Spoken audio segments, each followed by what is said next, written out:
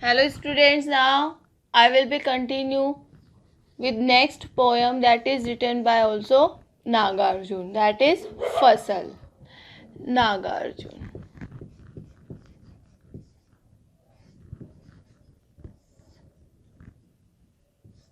He born in 1911 and died in 1998. 1998.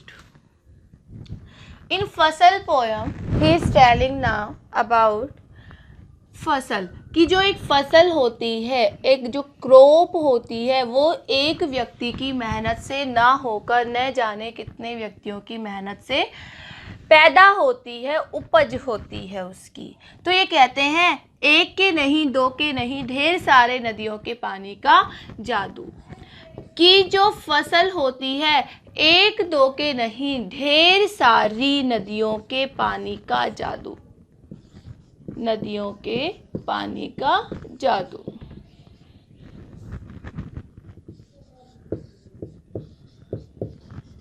पानी का जादू।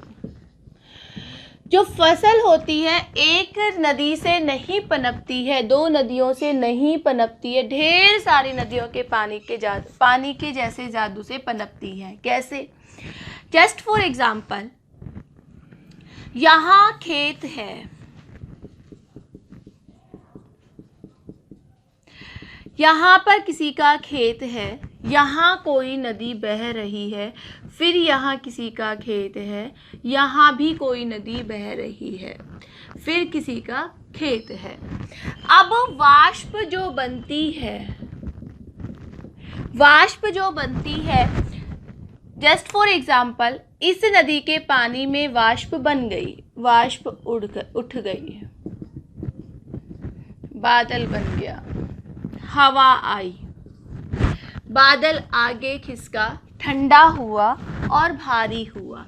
अब इस नदी के पानी को हम ये मानेंगे कि इस नदी के पानी से सिर्फ ये वाला खेत और ये खेत ही सिंचाई होती है, बाकी इस खेत में तो दूसरी नदी का पानी जाता है। अब बादल हवा के प्रभाव से सरकेगा, ठंडा होगा, भारी होगा और ये बादल यहाँ जाके बरस जाएगा।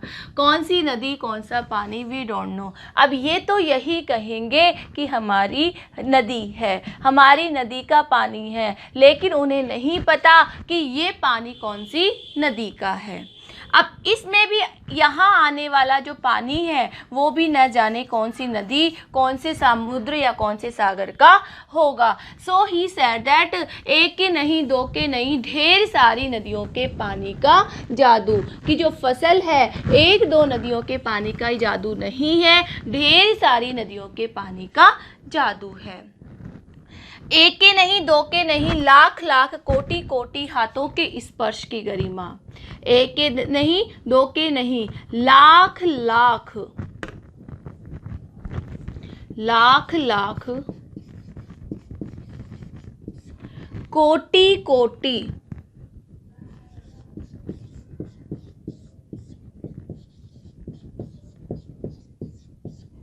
हाथों के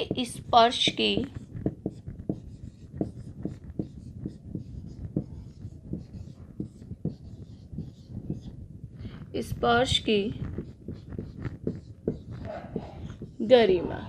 अब कवि क्या कह रहे हैं कि एक के नहीं, दो के नहीं, लाख लाख, कोटि कोटि हाथों के स्पर्श की गरिमा। कि यदि हम कह दें कि जो फसल है वो किसकी वजह से आई है घर में, किसान की वजह से, लेकिन हम अकॉर्डिंग टू नागार्जुन ये फसल सिर्फ एक किसान की ही मेहनत नहीं है, उसमें लाखों, करोड़ों, लाख लाख, कोटि कोटि, कोटि मीन्स करोड़ों, करोड़ों हाथों का स्पर्श होता है, करोड़ों हाथों की मेहनत होती है। Just for one small example, कि ठीक है किसान ट्रैक्टर का प्रयोग करके खेती को सरल बना रहा है, ट्रैक्टर, हमने कह दिया कि किसान ने खेत में ट्रैक्टर चलवाया और इससे ये बेनिफिट हुए, लेकिन हाथों के स्पर्श की गरिमा, अब बहुत सारे लोगों का हाथ कैसे लगा वहाँ पे? ट्रैक्टर को बनाने वाला कौन था?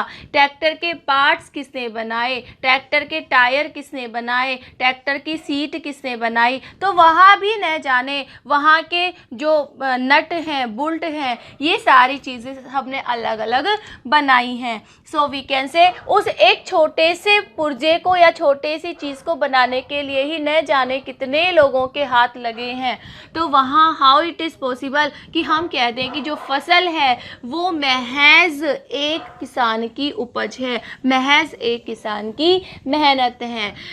यदि हम बात करें कि जो खेत की जो कटाई होती है वो दराती से की जाती है, दराती से कर दी है। किसने की है? किसान ने की है, नो प्रॉब्लम।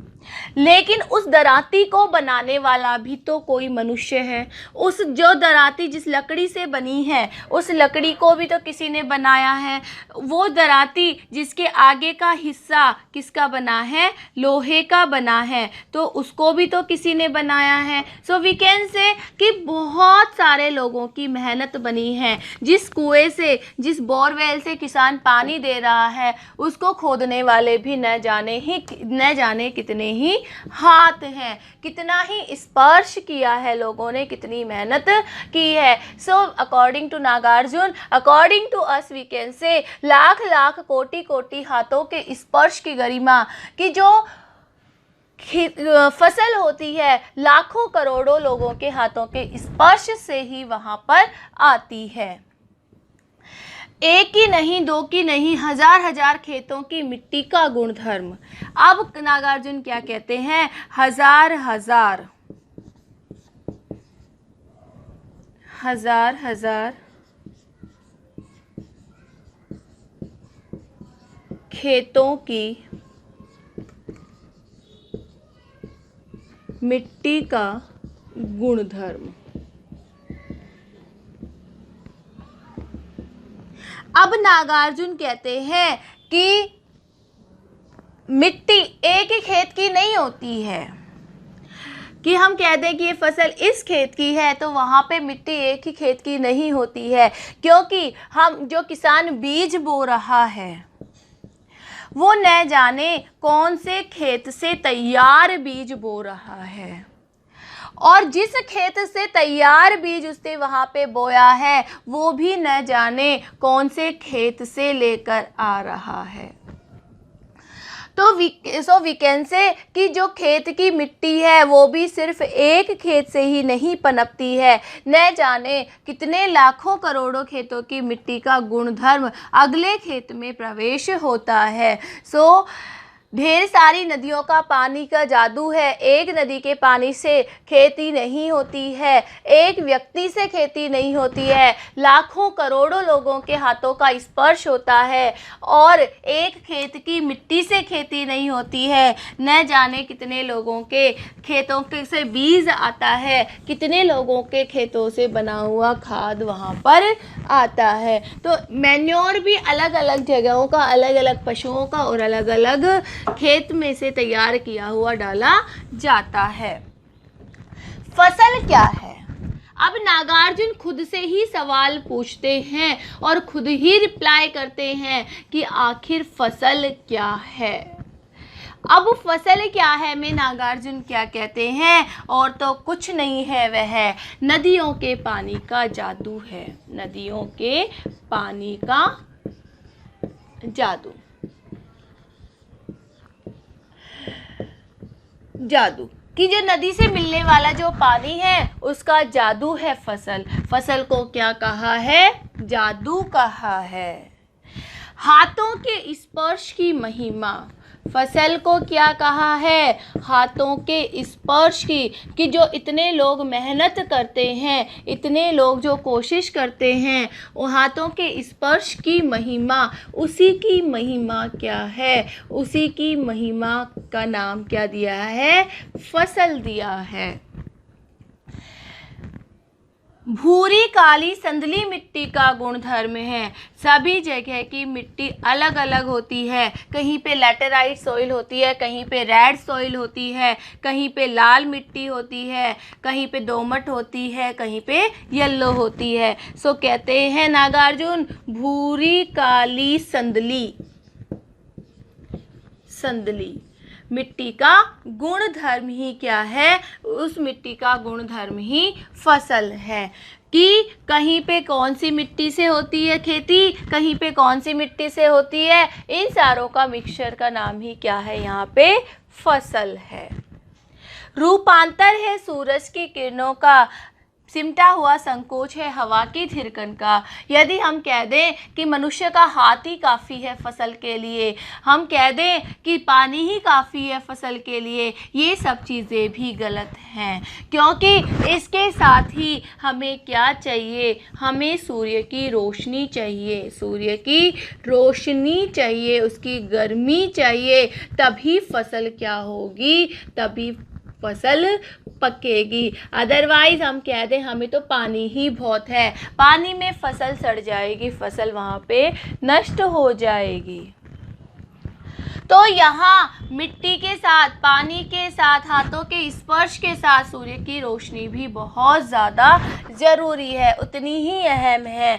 और इसी के साथ सिमटा हुआ संकोच है हवा की थिरकन का। यदि हम कह दें these things are enough for any crop, किसी भी फसल के लिए, क्रॉप मीन्स फसल, किसी भी क्रॉप के लिए ये चीज़ें बहुत हैं, लेकिन एक और चीज़ है that is also most important, that is हवा। कि यदि हवा नहीं होगी, जो खेत है, फसल है, उसमें क्या रहेगी? नमी रहेगी, जो फसल को क्या कर देगी? नष्ट कर देगी। इसलिए सिमटी हुई थिरकन है हवा का, कि जो हवा है वो भी बहुत ज़्यादा ज़रूरी है। इसलिए इन सभी चीज़ों से मिलकर ही किसका निर्माण होता है? क्या चीज़ तैयार होती है? फसल तैयार होती है। इसमें महज एक किसान की मेहनत नहीं होती है। Now this one chapter is completed, this one poem is completed, that is written by Nagarjuna. Now in next class we will be continuing next poem. Over.